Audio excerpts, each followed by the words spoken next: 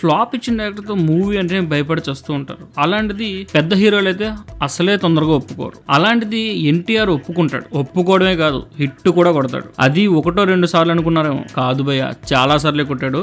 దానికి ఒక పెద్ద లిస్టే ఉంది, చెప్తా పదండి. ముందైతే మన ఛానల్ ని సబ్స్క్రైబ్ చేసుకోండి భయ్య, వీడియోని లైక్ చేసి చూడడం స్టార్ట్ చేయండి. మీరు ఎన్టీఆర్ ఫ్యాన్స్ అయితే కింద ఖచ్చితంగా కామెంట్ చేయండి జై ఎన్టీఆర్ అని.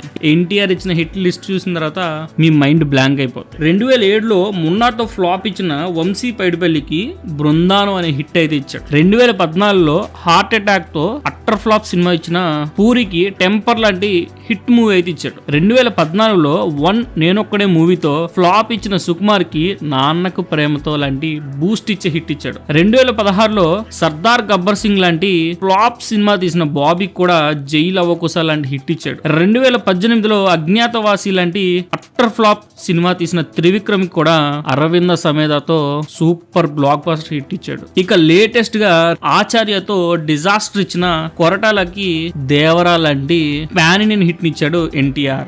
యంగ్ టైగర్ ఎన్టీఆర్ కి ఇలాంటి అరుదైన రికార్డు ఉందని చాలా మందికి తెలియదు. సో ఖచ్చితంగా టీఎఫ్ఏ ఫ్యాన్స్ కి అలాగే ఎన్టీఆర్ ఫ్యాన్స్ కి అయితే షేర్ చేయండి. అంతేకాదు భయ్య, రాజమౌళి సెంటిమెంట్ ని స్టార్ట్ చేసింది, బ్రేక్ చేసింది రెండు ఎన్టీఆర్. మొదలు ముగింపు రెండు ఎన్టీఆర్ తోనే. ఇంతవరకు మీరు మన ఛానల్ సబ్స్క్రైబ్ చేసుకోవాలి, వెంటనే సబ్స్క్రైబ్ చేయండి. అలాగే జై ఎన్టీఆర్ కామెంట్ చేయండి.